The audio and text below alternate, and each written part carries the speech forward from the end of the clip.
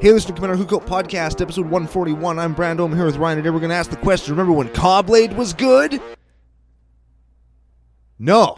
Now hit our theme song!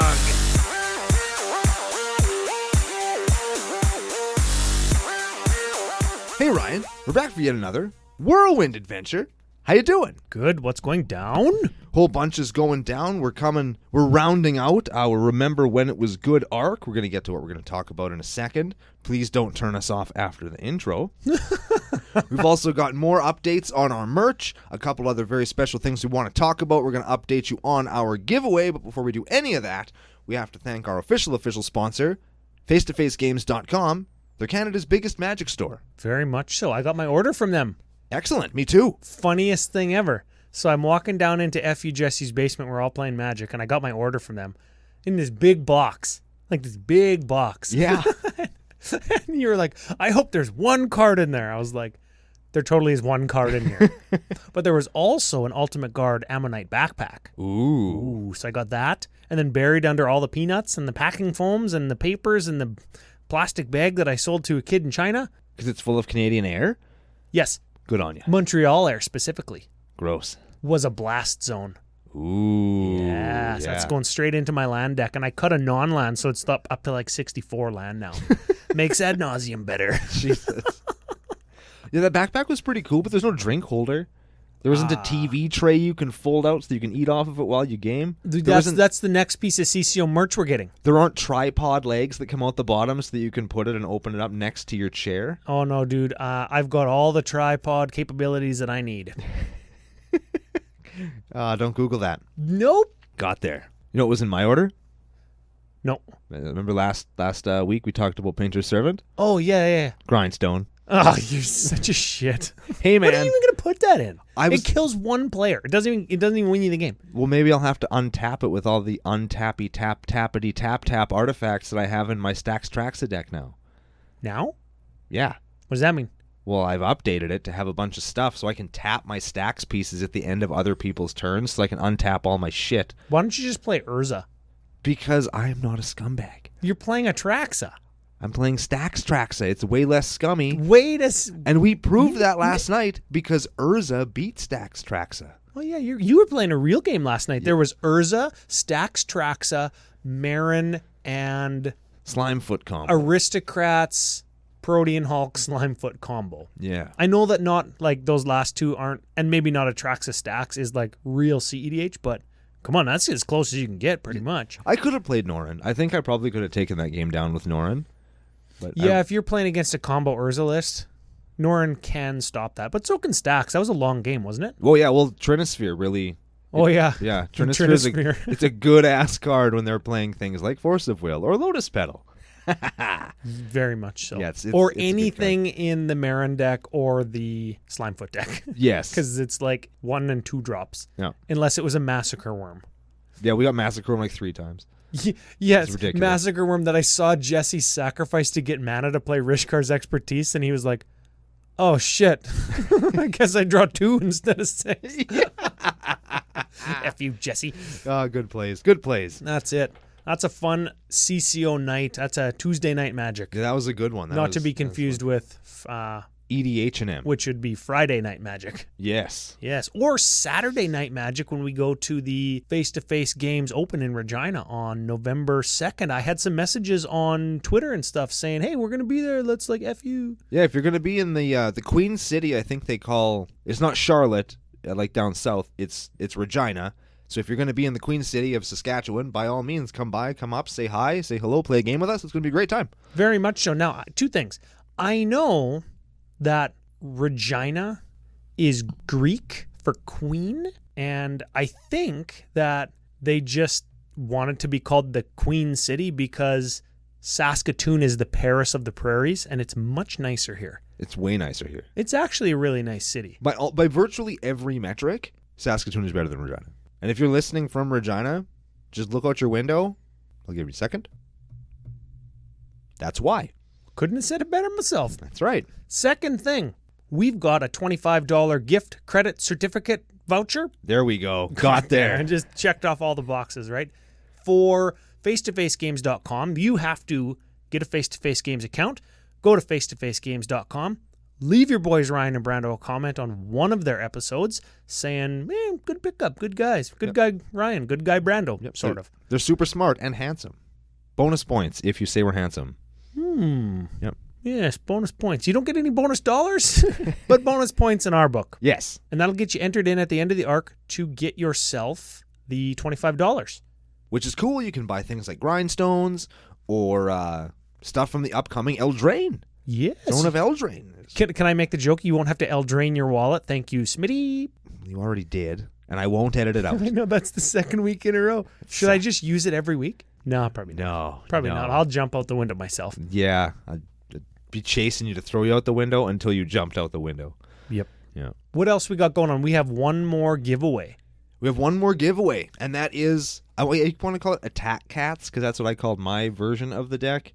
Feline Ferocity is the name of the 2017 Pre-Con Cat deck featuring Erebos and Miri and Nazan. And Nazan and his huge hammer, yeah. Don't Google that either. But it's a sweet deck. There's lots of cool stuff in there that I think has flown under the radar, so you're getting some good value. You're getting a really cool deck. It's a great starter point. Wizards is always releasing new stuff for it, usually one per set, which is pretty cool. Yeah, one cat per set. That's like 3 a year. And they're all good so far. I've cut a cat for each cat that they have released so far. Oh. So it's a pretty cool deck. You get entered to win that by you go over to our YouTube page, you leave us a comment, you take a dump on the like button and then bury it in some smelly sand like a cat would. Oh, yeah, that's on point there. It's on brand. You can also go over to our Facebook page. You can check out our giveaways, posts that we make about such things. Share that, like that, get it out there. We'll get you entered in, and at the end of the arc, we're going to do a draw, and somebody is going to take home the cat deck. Very much so. Usually once per week I'll do a Facebook and a Twitter where it's like reshare, retweet, post. You know the words I'm trying to say, you Spread guys. the word. Yeah, and that'll get you entered. That helps us out a lot because it does turn eyes and ears over to Commander Cookout, including CommanderCookout.com, where all of the giveaway information and our social media coordinates are all located there. So if you want to interact with us anywhere on the internet, it's all in one handy place on the website or in the show notes down below. Very much so. You got me there. I had a brain fart. Last thing about CommanderCookout.com, as you say, all of the details for the upcoming CCO merch. Merch! Have we ever called it merchandise on air? What's merchandise? I know that's not the cool, hip thing that the kids are doing these days, but maybe some old dudes like, I was going to say you, but what I mean is you and I, maybe they don't know what merch is. And that's like merchandise, right? Like shirts, stickers, other things that are just getting finished up that we can't quite talk about yet. Yep, we're getting there. We have a couple of T's to dot and I's to cross. And lowercase j's. Lowercase? Oh, yeah, I guess they do have a and dot. And uppercase j's get crossed as well. Do they? Yeah, sort of. Yeah, I'm going to say they do. Sure. Uppercase T's get crossed too. Yeah, whatever. It's fine. They got little hats more than crossed. Okay. Because it goes on the top, right? Yes. Yeah. But anyways, there's more stuff going on. We're going to have all the information at the Commander Cookout Podcast, CommanderCookout.com/store. Is that what it is? I believe so. Yeah. And while you're there, you can, in the next few days or week, while we're getting all these merch things set up, you can go there. What we're going to do is set up some kind of PayPal link for t-shirts. It's going to be somewhere in the ballpark for patrons. $20 for shirt, and you get a free new and improved CCO sticker. Ooh. Ordered today. Oh, baby. So it's coming.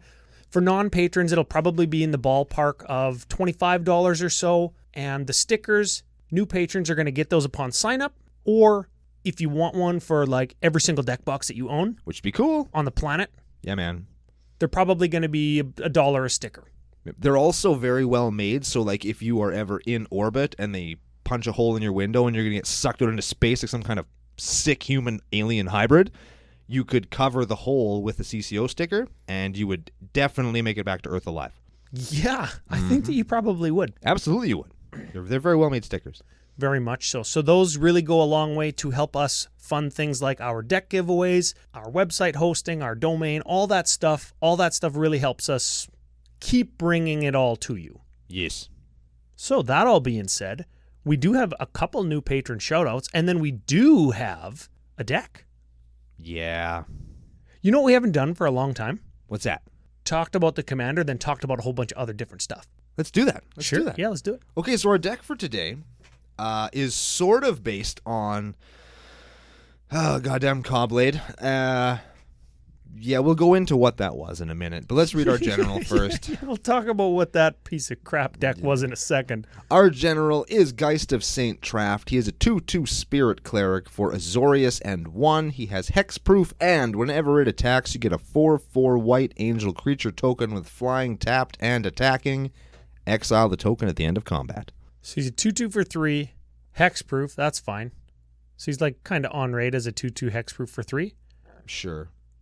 But when he attacks, you're going to beat for 6. Yes. Not terrible. 4 of it's in the air. Let's talk about something else. Yeah, F that guy. And F that promo art too. I like the original one where he's like praying in that dark church with all the candles. That sounds way badass. Yeah, he's got the armor on with the stupid glowy symbol. I just want to slap him. You couldn't. Your hand would go right through him. I can slap ghosts. Patron shoutouts. Patron shoutouts. And funny nicknames. If you want one, you can head to patreon.com/CCOPodcast. First shoutout, Robert Bishop. Robert Bishop. Now, when I heard this, I immediately thought of something. I'm going to play it, and it's going to be awesome. Here we go. Here. Is that on?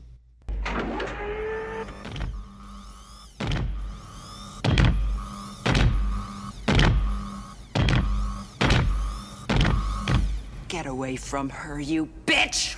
Yeah, that's my second Alien reference I've made in the last 5 minutes.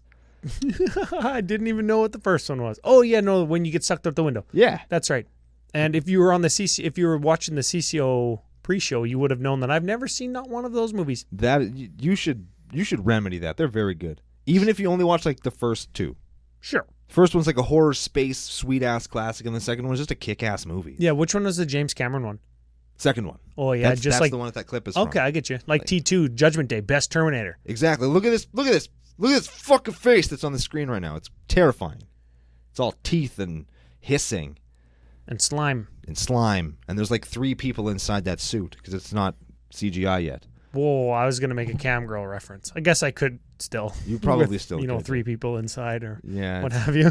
Yeah. Don't Google any of that. Nope. Next shout out.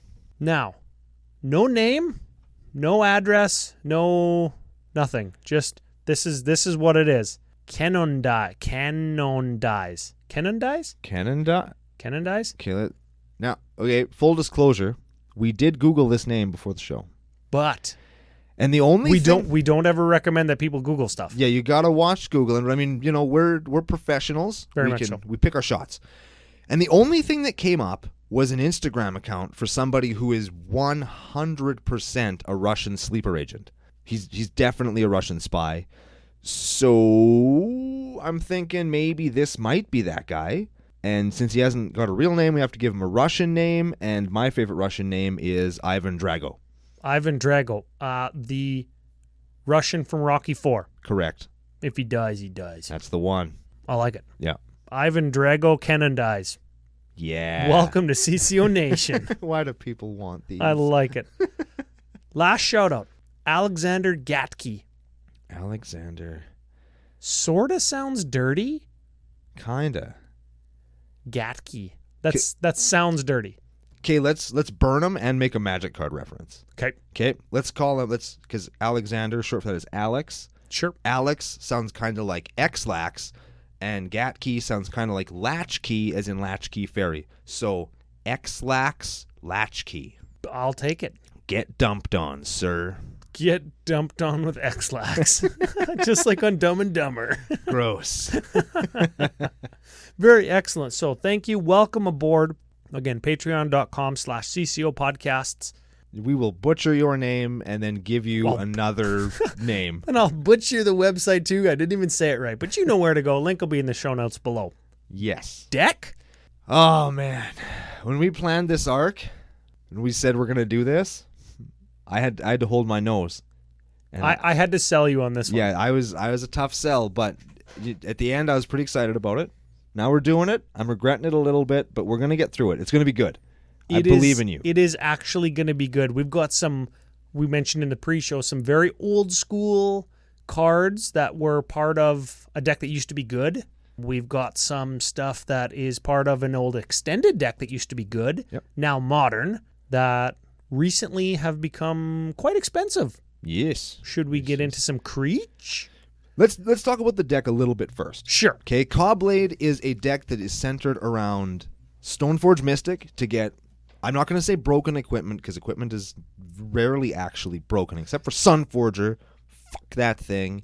The equipment in this deck isn't broken, because like you say, equipment very rarely is broken, but because you could search for it with Stoneforge Mystic for 2 mana and then put it into the battlefield with Stoneforge Mystic's ability, you couldn't counter the equipment. And we're talking about Worldwake era, the original Innistrad block era, and then Mirrodin Besiege, New Phyrexia era, where you could get equipment with your Stoneforge like Sword of Feast and Famine, but more importantly to this deck, when it was in Standard or Extended or whatever, more importantly was Sword of War and Peace and Batterskull. Yeah. So you could search up your Batterskull with Stoneforge Mystic. This is so powerful that it's popular in Cube. It's popular in Legacy and Modern. Like, this is a real strategy still to this day.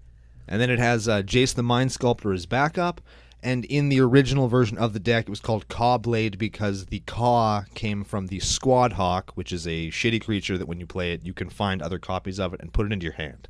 Now, you're glossing over that part because under normal circumstances, it's a shitty creature. You can't do that in Commander, where you cast a card and you search for other ones with the same name. There are a very small amount of those. We just got another one in Throne of Eldraine. Yeah, with 7 of them. Yeah, red 7 dwarves or whatever, right? Yep. So we're playing Squadron Hawk, Screeching Seahawk. Shout out to all the Seahawk fans. And what's the last one? Welkin Hawk. Welkin Hawk. They kind of all do the same thing.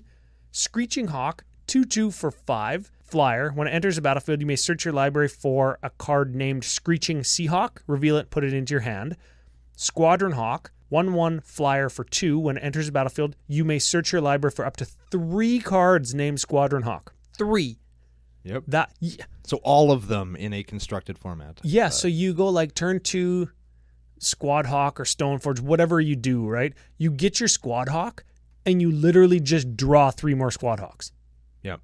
And then you put your equipment into play, uncounterable with Stoneforge Mystic's ability, and you equip your flyer, and then you just back it all up with all the best counter spells in the format, and all the best removal, and Jace the Mind Sculptor. Yep. And then Stoneforge Mystic and Jace the Mind Sculptor were banned out of Standard.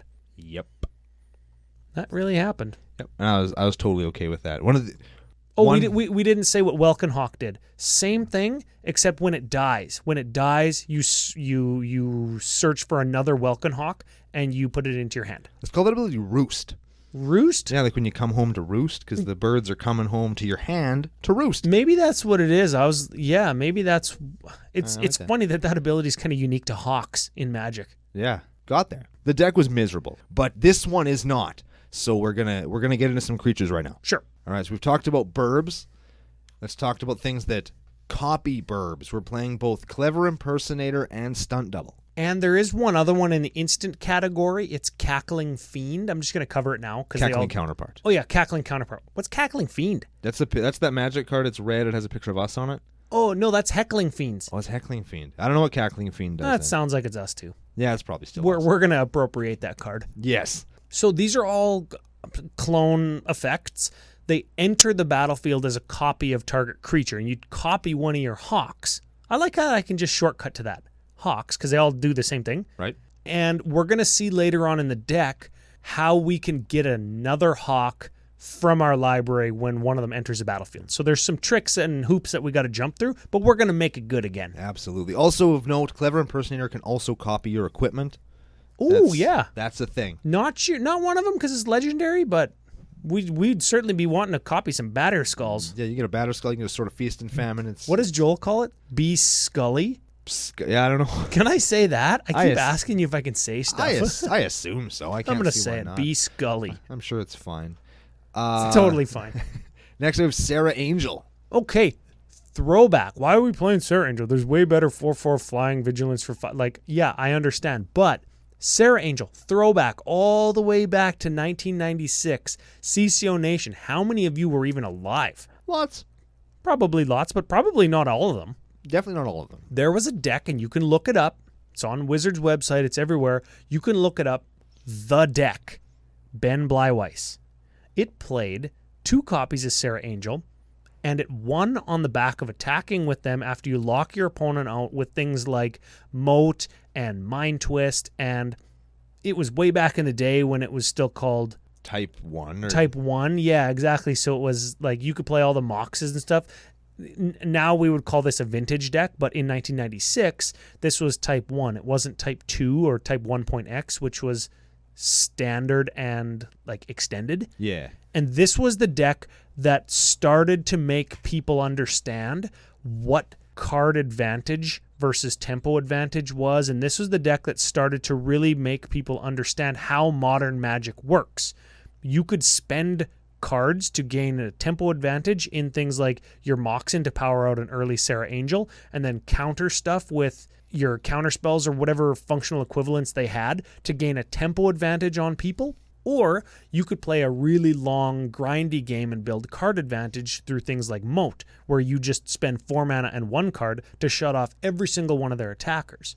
So this Sarah Angel represents the deck, which was a blue, white, black, and I think it had green in it too, because it could cast Regrowth, which could get you back your Sarah Angel if they did actually terror it or whatever.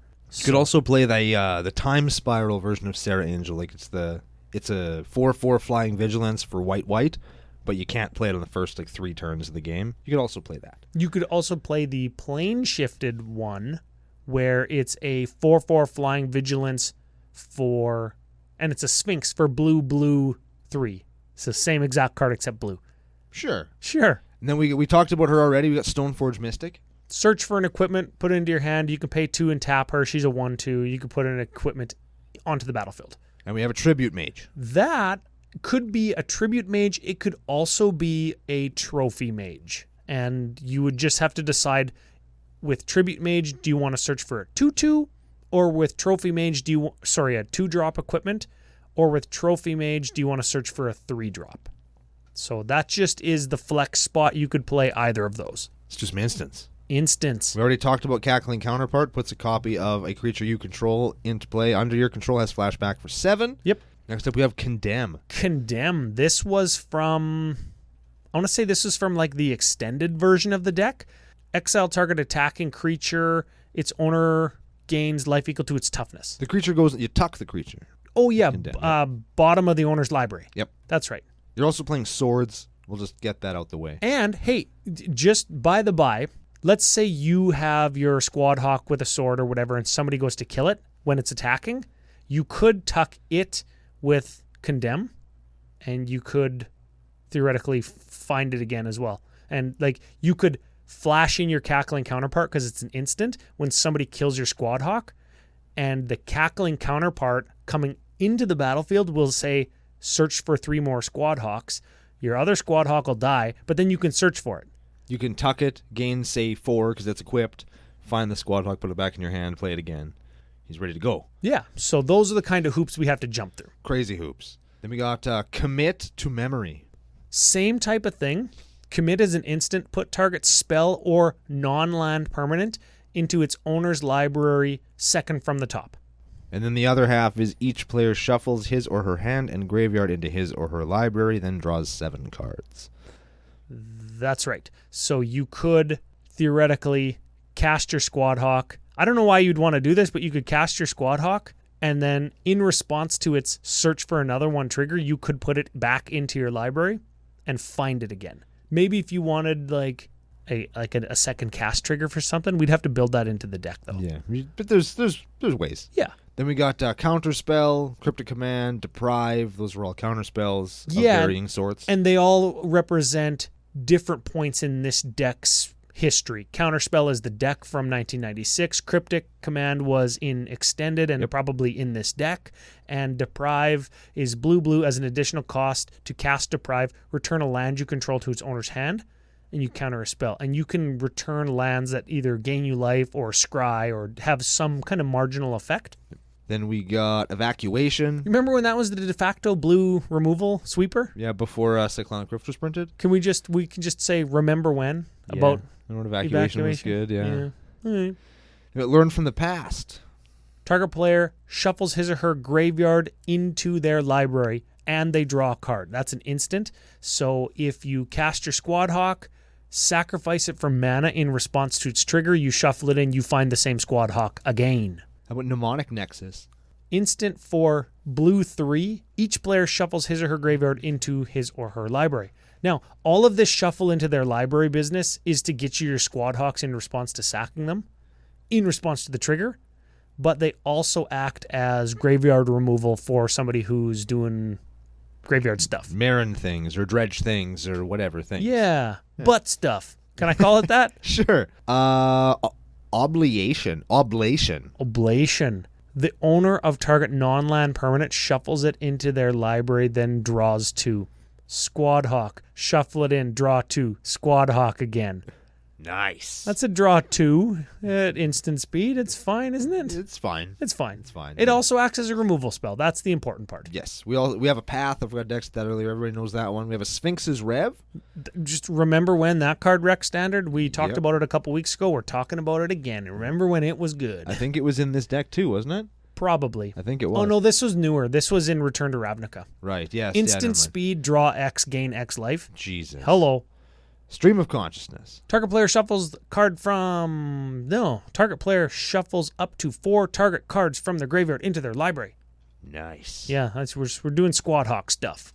Hit some sorceries. We got Day of Judgment, Wrath of God, Supreme Verdict, all sweepers. Yes, and Supreme Verdict, same deck as that Sphinx's Rev, ruined that standard, and Supreme Verdict's actually getting played in Legacy now. I've seen it in a few lists because it can't be countered. It's got the coolest art, I think. That pretty art cool. is really... It's not as iconic as Wrath, but man, it's a laser from space, dude.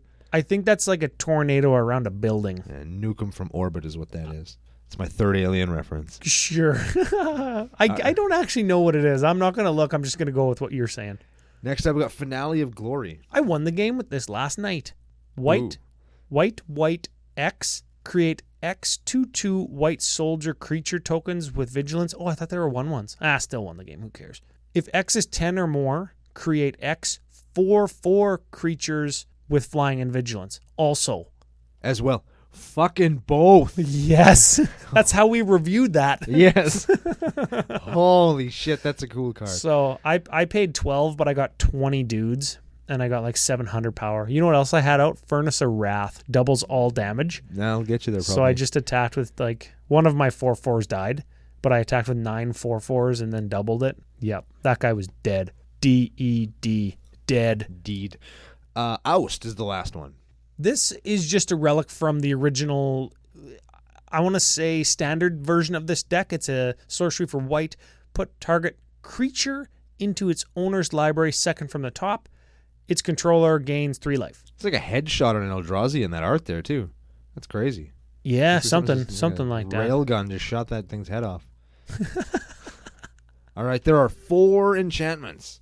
One of them is Journey to Nowhere. Exile a creature until Journey to Nowhere leaves the battlefield. Of note, you can stack the triggers if you want to sacrifice your Journey to Nowhere before it's leave the battlefield thing resolves. I don't know. Look up Oblivion Ring's the better version. Look up Oblivion Ring trick. Just Google that. Yeah. And you'll know what we're talking about. All right, we got Leyline of Anticipation, gives all your stuff flash. Yeah. And it's a leyline. Important for just Squad Hawk stuff, right? Yes. We have Moat. That is a relic of the deck from 1996. Nothing without flying can attack. It's like $400. Probably doesn't need to be in here, but I wanted to throw back hard. You could play a Magus of the Moat if you're desperate for Moat stuff, but you like money. Or a Teferi's Moat from Invasion. I think that is creatures of the color of your choice can't attack you without flying. Yeah. That's fine. That's a thing. And Remembrance is the last enchantment. Whenever a non-token creature you control dies, you may search your library for a copy of that creature card.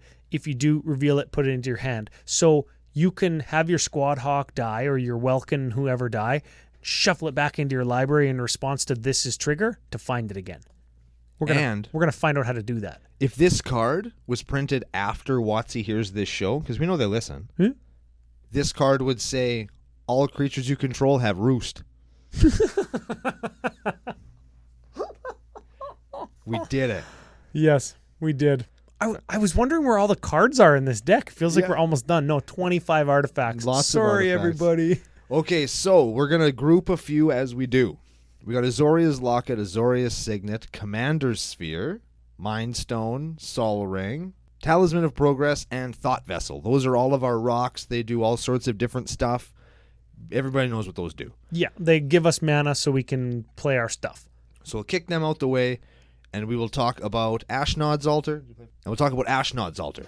Yeah, it's a sacrifice for us to get mana. So we can sacrifice our Squad Hawk in response to searching our library. The same goes for Phyrexian Vault. Zakadu draw card. Yeah, both are good. All right, then we got our first equipment in the deck, the equipment that I think most people probably associate with Stoneforge Mystic in Batterskull. Yeah, Legacy, Cube, just jumped in price when Stoneforge got unbanned in Modern. That's what actually prompted us to build this deck, right? We were coming back from Vegas. Here, nobody knows this story yet except me, you, and Joel. We just landed in Edmonton or Saskatoon. I don't even know where we were because it was like we got 2 hours sleep. Yeah, the end of that trip is just a blur. Yeah, so we landed in Vegas, and I opened up my phone. You take it out of airplane mode, and I open up Facebook or whatever. Oh, banned and restricted announcement. Oh, Stoneforge, unbanned in Modern. Hey, Joel, did you see this? He's like, what? He's like, how much are they selling for? Sold out everywhere. We were like, well, we see them on like eBay or this place or that place for $100 or $80 or whatever dollars. Foils are like $200. The judge ones are like $1,000. Like all this crazy talk, right? So much money. Yeah. So he goes to our local Facebook group and he posts 4 foil Stoneforges for what's like $3,000. Yeah. He's just like, I'm just going to sell these for $1,000 each or whatever, or $4,000 or whatever it was. And then you just got a bunch of troll comments. Yeah. Oh man, it was so good. He trolled everybody and they trolled back. It was fun. Yeah. It was good. It was fun. So Batterskull, 5 cost, equipped creature gets +4/+4, has vigilance, lifelink, living weapon, and you can return it to your hand. To dodge removal. Yeah, and of note, living weapon is when it enters a battlefield, it just equips to a 0/0 and just becomes a 4/4. So you don't have to equip it to anything and you can just start beating in. Yeah, it's a Sarah Angel is what it is. Yeah, with lifelink instead of flying. And you know what? Because you can return it to your hand, you don't really care that it doesn't have flying and it gets blocked. Because if it's going to die, you just bounce it to your hand. Yep. You're going to have the 3 mana left over if you played it with Stoneforge. It's a solid card. Next up, we have Cranial Archive. Can we take a minute and just tell everybody in CCO Nation to look up the art on this card? It's like a melting skull with some kind of ether tube smashed through its face. Yeah. That's messed up. That's man. wild, hey? Yeah. So, 2-drop artifact, pay 2 and exile it. Target player shuffles his or her graveyard into their library, and we draw a card. So we target ourselves in response to our Squad Hawk search when we sacrifice it, or when our Welkin Hawk dies to find the Welkin Hawk again. How about Credit Voucher? Ooh, Mask Special. Yeah, baby. 2-drop, 2, tap, sack Credit Voucher. Shuffle any number of cards from your hand into your library, then draw that many cards. It's a cool card. So what do you do? Why did I put this in here? I don't remember. You tell me, man. I don't know. Do you play your Squad Hawk and then bounce it in response to the search, and then you put it into your deck with Credit Voucher, and then you draw that many cards? And then search for it and get it anyway? And you search for it and get it anyway. It's a roundabout way of doing it. I think that's what I put it in there for. Oh, man, that's what we're doing. Welcome to CCO Nation. It's just a hoop. All right. I'm going to shout out to one of our local guys that plays at EDH&M, the Matt O Special, Elixir of Immortality. Oh, yeah, that's a thing. Yeah, he plays this in every deck. It's his favorite thing. Sure. 1-drop, you pay 2, tap it, gain 5 life, shuffle Elixir of Immortality into its owner's library. And your graveyard. You shuffle it and your graveyard into your library. Yes, shuffle your graveyard in. That's why it's in there. along with our next card. Felden's Cane. It's a 1-drop artifact. Tap, remove it from the game, shuffle your graveyard into your library. Yeah. Easy as pie. That lets you sack your Squad Hawk and then get it back into your library to find it again. How about Ivory Tower? Throwback to the deck. This is one of the ways that it generated like some long game, so you could get its Sarah Angel out. At the beginning of your upkeep, gain X life, where X is the number of cards in your hand minus 4. So if you had a ton of cards in your hand, you could just gain like 3 life return, 2 life return, 3 life return every turn. And because it's a 1-drop, you play it on turn 1, you just gain, 3 life, 3 life, 3 life. You draw a card, then you gain your life. Do you think the Ivory Tower, in the basement of that, is the rack? It's one of those sinister towers? Could be. Because it's like the opposite of the rack. Could be. I'm gonna lump Venture's Journal in here as well. 5-drop, no max hand size. At the beginning of your upkeep, you gain a life for every card in your hand. Kind of the same thing. It's like a modernized one where it's kind of just better but costs 5. Let's bail out of modern stuff and go back into Mercadian Masks stuff and talk about Rishadan Pawn Shop. Oh yeah, 2-drop. See, this is why like Tribute Mage is in here. Lots of 2-drops. Yes. Pay 2, tap, shuffle target card in play into your library, into its owner's library. That's cool. Squad Hawk, respond, shuffle it in, find it again. Why am I doing this? I need a payoff for doing this. Is there like Storm? I don't know, man. It's you know what? It's too bad that we could have made an infinite loop with Squad Hawk and Rishadan Pawn Shop if Paradox Engine wasn't banned, because we just got mana rocks. Unban Paradox Engine. Let's start a petition. I want to play my Rishadan Pawn Shop. Only in CCO Nation. Only here. You heard it here, guys. If you have never played with our next card, it will change your life if you can find one. If you have a friend that has one in his trade binder, just trade him for it real quick. Real quick. It's a cool card. Scroll Rack. Scroll Rack. Another 2-drop. Pay 1. Choose any number of cards in your hand. Trade them with that many cards on top of your library. The card is awesome. Yeah. It is. It's expensive as hell, though, so... I got this. Squad Hawk. In response to the search, bounce it to your hand, scroll rack it on top, find it. Jesus. I don't remember if I put any ways to bounce Squad Hawk. It digs you one card deeper into that deck, man. Hey, this is how we're gaining card advantage in the long game. Haven't you ever read anything by Ben Blyweiss? He built a deck. He built the deck. Oh, man. Can we clump these next 4? Like, F these cards, right? We will clump them all together. We have Sword of Feast and Famine, Sword of Fire and Ice, Sword of Light and Shadow, Sword of War and Peace. They all give protection from 2 colors, +2/+2, and some kind of ability bordering from the insane to the marginal. I would call some of the abilities marginal. Yes, you're right. Okay, fine. They're good. One more equipment. It's Jeet. I feel like I built this equipment suite, dude. Yeah, right. Well, I picked ones that saw play in Extended, and I picked ones that saw play in Legacy, and I picked all the best ones because those are the ones that Stoneforge Mystic finds. That's why it got banned. Jeet is unbelievable. We haven't talked about it for a little while. Whenever an equipped creature deals combat damage to anything, it gets 2 counters. The Jeet gets 2 counters. Specifically Jeet. And you can remove a charge counter from Jeet, and you choose one of the following things. Equipped creature gets +2/+2 till end of turn, or a target creature gets -1/-1 until end of turn, or you gain 2 life. It's a pump spell, it's a removal spell, it's a life gain spell. Yeah, I feel pretty good to equip that to a Sarah Angel. That is a Batter Skull. It's a solid magic card. Yep. How about Thran Foundry? Remove Thran Foundry from the game. Target player shuffles his or her graveyard into their library in response to Squad Hawk. And the last one is Wand of Vertebrae. You can tap it to mill the top card of your own library, but wait, there's more. Exile it, shuffle your 5 cards from your graveyard into your library. Squad Hawk things is what that is. Yeah, I feel like there should be more ways to bounce Squad Hawk and do stuff with it. You know what? We're cutting all the equipment. Cut the equipment. We're all in on the Squad Hawk things. 40 turn clock per player. Booyah. We're playing Moat. We're safe. Counter spells to blow up or to stop. That's how it works, right? Disenchants. The deck. All right, last section, and there are a few cards in this section. It is the Planeswalker section. Yeah. Again, just a throwback to various decks throughout the history of Magic where these Planeswalkers were good. and I want to put specific emphasis there on Elspeth Knight Errant was good in Shards of Alara Day and the 5-color control Day and stuff, right? Elspeth Sun's Champion was good in Theros Day. One of those two, I think, was even a one of in the deck we're talking about.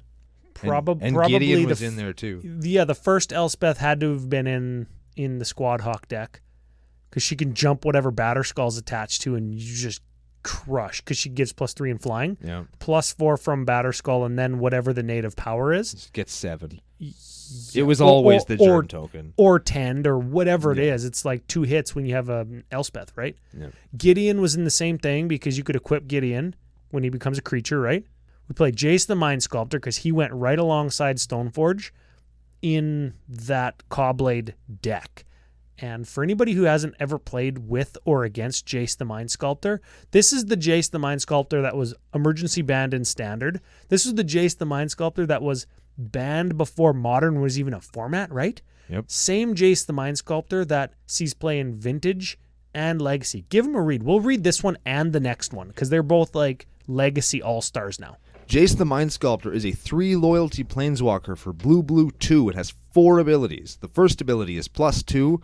Look at the top card of target player's library. You may put that card on the top or the bottom of that library. So that would be known as Fate Seal. This is the first 4 ability planeswalker we've ever seen too. Yep. You rock your opponent's hand until it's empty, and then you sculpt their draw until they rage quit. Until they get nothing, right? That is right. They have a 0 ability, which is Brainstorm. That just for 0 is Brainstorm. Yeah, 4 mana, Brainstorm every turn. That is draw 3, put 2 from your hand on back on top. In any order. It's very cool. Yep. -1, return target creature to your owner's hand, because of course he protects himself. Of course he does. No, it's a return target creature. Oh yeah, to its owner's hand, so they can't attack. Yeah. It also lets you return your Stoneforge to find a second equipment. Yep. Or you could bounce your Squad Hawk. Yes, that's what I'm going to do. There it is. Yeah. And his ultimate ability is exile all cards from target player's library, then that player shuffles their hand into their library. And as I said before, they ain't got no cards. So it's you kill them by milling them. You mill kill them. You kill them by milling them. Yep. Yeah, you know what I wanted to do, just based on Ben Blyweiss, the deck? I wanted to play Mind Twist in this deck so I could Mind Twist one person down to like target player discards X cards at random. And then I wanted to Mind Sculpt them. Could you imagine? Oh, getting Mind Twisted and then Mind Sculpted in EDH? Oh, man. This is why people think what they think about me, I guess. Yes. Am I turning into F.U. Joel? Yes. Oh, okay, well, let's Yes. read on. The next planeswalker, just to illustrate my point, is Narset, Parter of Veils. She is a 5 loyalty planeswalker for blue 1. It's one of the uncommon ones, so she only got a down tick.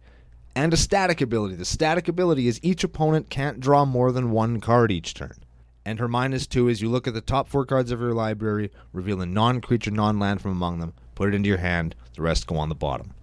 At least you're not playing Windfall, dude.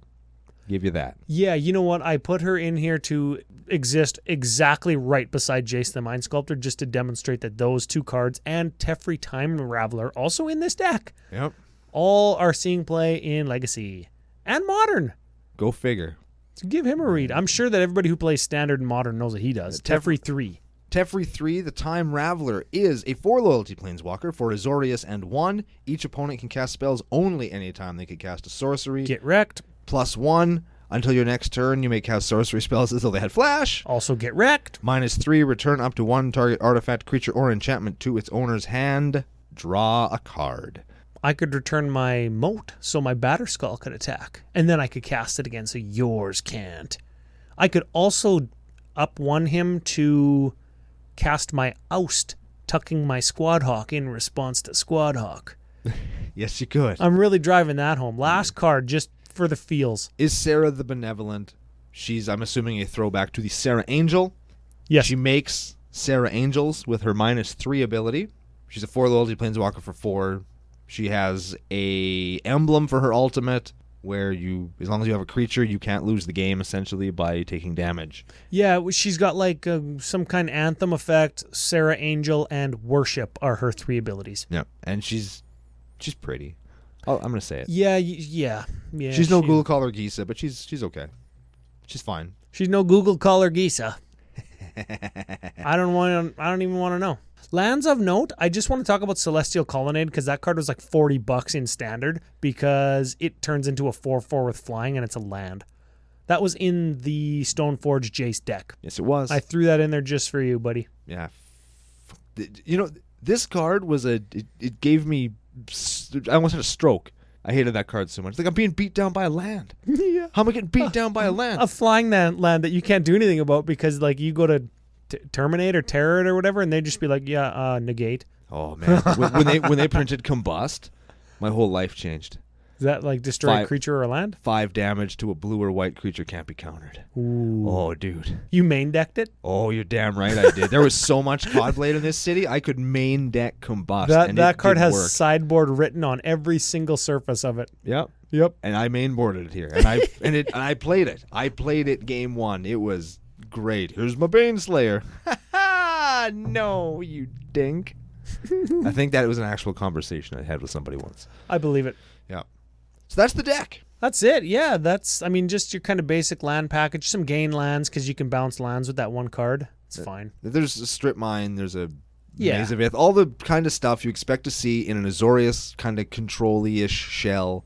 It's there. So, strengths and weaknesses. Classic feel. Traditional control. Blue-white. Flyers. Draw, go. Except it's caw, go. Nice. Yep, very much so. Awards. Skilled threat assessment. Block with my Squad Hawk here. Have it die. Shuffle it back in. Don't block here. Maybe I'll batter skull next turn. Feeling cute. I don't know. Whatever. Feeling cute. Might batter skull you. Whatever. Yeah, that's you know what I was going for. Yep. Weakness. Had to make some cuts for, some less than. You want to do Squad Hawk things? You gotta really commit to doing Squad Hawk things in EDH. That's right. And the budget, with the things like Moat and Batterskull and Stoneforge and Jace now, those are expensive cards because Modern and Legacy. You don't have to play them. There are suitable analogs. You could Squad Hawk harder instead of playing those expensive cards. Yes. It is slow, but again, if you are particularly good or experienced in assessing the board state and reading people to know when you're okay, you'll be okay with a slower deck, right? And I mean, if you're playing it for the funds instead of for the wins, this is fine. Oh, you know what I just thought of too? I'm playing Finale of Glory in there. Could have been Entreat the Angels just to throw back to Miracles deck, Pro Tour, whatever that Alexander Hayne won with Miracles, like the first Miracles deck where he just packed everyone into a deck and then won Pro Tour Barcelona or whatever. Yeah. He's Canadian. Neat. He's a face-to-face guy. Cool. Yeah. We're in the same, umbrella. That's him. Speaking we're of... practically pros. Oh, Yeah. there it is. Excellent. We play Squad Hawks. We play Jaces. I'm cutting Finale now. I'm playing Entreat. There it is. Yeah. There we go. Speaking of cutting cards and stuff, the casual competitive meter on tappedout.net for this deck says that it is 100% competitive. 100%. 100% competitive. It's all of those ways to bounce Squadron Hawk, dude. Yeah, dude. It's like the algorithm looks and says, "You see all this value? You see this? It's too much value." He's got Stoneforge and Jason in the same deck. Combo of the day. Ridiculous. Hey, get this. Let's jam through this spice calculator real quick because I got one for you. Okay, let's do it. Peep this. Popularity on EDHREC.com. Our boy Geist of St. Traft, 7th most popular commandy. Oh yeah, there he is. There he is. Yeah. He's right above Lavinia Azorius Renegade. I'm surprised that she went up so quick. And She's good. You should put her in your stacks deck or something, right? she's in there. Oh, okay. Oh yeah, I'm way ahead of you. Okay. And he's right below Noyan Dar Royal Shaper. I played him and I hated it. Yeah, what in the actual hell is with the order of those 3 cards? That is messed up, man. I don't know. People like their lands to be creatures so I can Wrath of God them in my deck. Right? Whatever. Yeah. So he's the 7th most popular. 2.98 converted mana cost of this deck. Jesus. That's why it's so competitive. right. Yeah, that's Yep. it. That's it. Yep. It's fine. Tutors, we've got Stoneforge. Are we counting that? I would count Stoneforge. Are we counting the Trophy Mage? Trinket? No. What are we playing? Trophy Mage? Tribute Mage. Yes. We're counting that? Yep. It says search your library for a card. That's Well, we could cut it.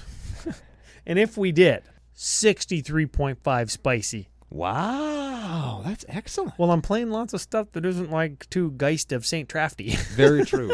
You got us there. If we are playing 2 tutors, we've got a uniqueness rating of 46 cards different. So that's like almost all the cards. That's most of the deck. Yeah. You know what? We could just play like a couple equipment, right? Like, what do you play in Legacy or Modern? You're playing Batterskull and 1 sword, and we're playing like Batterskull and 4 swords and Jeet. We could up our spicy real good by cutting all of those and just playing like some jank-ass equipment or nothing. Yeah. We could do it like the Legacy decks do and just run 2 equipment. That's it. Anyways, 50 with 2 tutors. That's fine. That's fine. It's nothing past wrong the with 50 that. test. Yeah. We're past the 50 test, and we're playing a bunch of Planeswalkers, including Jace. That's okay, right? Yeah, that's how we like to do things, yep. Yikes. Should we talk about a card of the week? I think I like one of those pieces of crap from Masks, but I kind of feel like it's just got to go to Squadron Hawk. I don't know. What do you think? I think we should pick a Masks thing, not because I'm a huge fan of Masks block, which I am, but because there is literally no other time where anybody's going to play Squad Hawk. There just isn't. Yeah, I suppose. Like, we could tell people to grab Squad Hawks to play in Modern. Yeah. Maybe casual kitchen table Magic. Recommending that people play Squad Hawk in EDH is best left to the professionals or the statistically unwise. And we will leave our audience to decide which one of those camps we fall into. Well, we know which ones we fall into. Of course we do. And nobody else is playing it because nobody else is statistically unwise. Exactly. Oh, wait a second. Okay. Rishidan Pawn Shop it is. Is that where you were going? That is 100% where I was going. Give this piece of crap a read again. What's the foil multiplier on that bad boy? All right, Rishidan Pawn Shop is an artifact for 2. It has 2 tap, shuffle target card in play that you control into its owner's library. Non-token permanent. Is that a... Oh, it's a card. Yeah, I guess. But Well, you know what I'm saying. That's some of that garbage Oracle text. Yeah, you can't... It allows you to not make a token. Like, you can't go Colony Garden and then next turn Rishidan Pawn Shop search for whatever I want. Sure. It's got to be a real card. Oh, but you can shuffle a land in. Yeah. Non-token permanent. Yeah. Wow. You could pawn anything. It's like going to PA. Yeah. And you get nothing for it. That's the best part. You just put it into your library. Oh, that is like going to PA. Yeah. I thought I was getting a Squad Hawk. No, you get Jack. Why did we pick this card? Because it's awesome, and I'm sure somebody in CCO Nation's going to find a way to do it.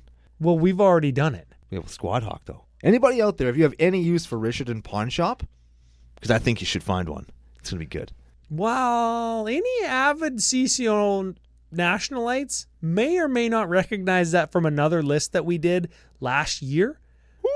Just throwing it out there. Uh-oh. It's also good with another card that we've featured before. I wonder if it's been the card of the week before. No. Probably not. Definitely not. Probably not. If you would like to try pawning your own stuff, coming up with ideas and sending them off to us, you can own this fine piece of cardboard for the low price of 50 American cents, 77 Canadian dollars.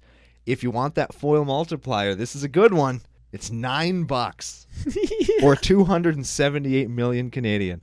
Holy crap. Yeah, that's a good one. That's a good one. That's actually why I don't have a foil Rishidan Pawn Shop. because it's $9. Because it's $9. It's a rare from Masks that's 50 cents or $9. That's right. I love a good foil multiplier like that. Me too. You know what my favorite foil multiplier from Vegas was? Which one? I found alternate art Japanese Narsets for non-foil for $13. And the cheapest one I found in foil was like $300. It's crazy. I saw one of the... Don't even get me started on the Liliana foil. I was going to say, I found the Liliana foil, and it wasn't even in their baller case. Oh. It was like in with the rest of the Japanese alternate art Planeswalkers, and it was like $20, $30, $15, $1,200. Yeah. Holy crap. Somebody must have missed the memo. And you know, there was some some freaking guy looking at it, kind of beating off a little bit under the table, going, "Oh, it looks just like Terra from Final Fantasy. It's the only face that guy can draw." At me, nerds. Nah, I'm not into it. I won't at you. I'm not that into it. I'll literally take any other lily. Every single one is more sexy, including Jank Face. Whoa. Yeah. Yeah, man. I said it. Have we come to the end of another adventure? Yes. Usually this is where we pack the milk list into the back end of the episode. I don't know. There's probably a don't Google that joke in there somewhere. 100% there is. But you know that it's going to be Swords to Plowshares. You know that it's going to be Azorius Signet. You know that it's going to be some 3-drop removal spell or a mana rock. Then you know it's going to be Wrath of God. I don't know. I feel like this is going to be a hit on almost everything up the milk list chain today. We're going to hit the chin. We're going to do the stuff. So we're going to skip it. And you know it's going to be Draco at 16. Yes. And nobody should be playing that. And it's just going to make me mad. And we're having a good time. We're having a good day. Let's not spoil it with that. I kind of want to do it now. just to see if it's Draco. No, that's it. Another instant classic. You know, as soon as you play Squad Hawk and EDH, classic. Yeah, so bust it out with your friends. They'll appreciate it. Oh, baby. And remember to just hashtag Squad Hawk things. Yeah, all you need to do is shuffle your hand into your library after you bounce Squad Hawk. It's easy. It's easy. There's nothing to it. There's nothing to it. Insert crickets? No, I don't know. Yeah, that's a thing. Give us a rundown of the giveaways, the merch. Thank you to everybody who listens. We don't say that enough. Thank you to the patrons. Thank you to all of the Twitter and Facebook followers, the Podomatic followers. Thank you to the Discord users, suggesters, the people who helped us decide on what merch. Also, if you don't like the merch, F those guys. Absolutely. F you if you do not like the merch. Are we absolving ourselves of all responsibilities and blaming it on the people who clicked on the button on the Twitter poll? Nah, our merch is rad. People will like it. Yeah, you're right. I think they will. And if they don't like it, they won't buy it, and that's unfortunate. But you know what? The people who do like it will buy it and be happy with it, and that is what's important in the end. Very much so. Also important is you are helping support future deck giveaways, I'm going to say other product giveaways, because we've got a couple plans. Again, everything's in the works for the additional merch and a couple special deals for the patrons. I'm just going to leave that at that. Giveaways, final thoughts of the day. Feline Ferocity deck. Check out our YouTube page. Check out Twitter at CCOPodcast. Or look at our Facebook giveaway posts. Share those. Spread the word. We'll get you entered in. We're going to give away Feline Ferocity here in the next couple of weeks. If you would like that $25 credit from face-to-facegames.com, you just head over there, sign up for a new account, make sure your email address is on it when you win, after you leave a comment on one of our episodes on there. Bonus points if you say how handsome we are. We'll get you sent out. We'll get you, I guess, not sent a $25 credit. We'll just have it added to your account. I think that's how that works. Very much so. I tell the dude, he puts it on your account, you buy stuff for free. It will just appear. It's amazing. It's magic. Final thought of the day. As it has been a well-known and well-lamented fact, I am not the biggest Azorius fan, but I really like this deck. I think it's cool. It's a throwback to something that was a bad memory for me in Magic, and Ryan helped me take it back. Made it into something that I think is positive and cool, and it'd be a lot of fun to play. And maybe you're not going to win a ton of games with it, but just playing it and being able to play a Squad Hawk just to search for the Squad Hawk again, and how many hoops you have to jump through, and how many cards you've committed. It's awesome. Dude. Brian Kibler won a Pro Tour with this. With this? Sort of. Right. So it's also won a Pro Tour. It's won a Pro Tour, so it must be good. Excellent. That's all we need to know. So we've come to the end of another episode. I got to thank our generous sponsor, face-to-facegames.com. They're Canada's biggest Magic store. And super importantly as well, I have to thank all of you for being with us. Thank you for the support. Thank you for listening. And we will catch you again on another very special episode of Commander Cookout Podcast. Hit our theme song!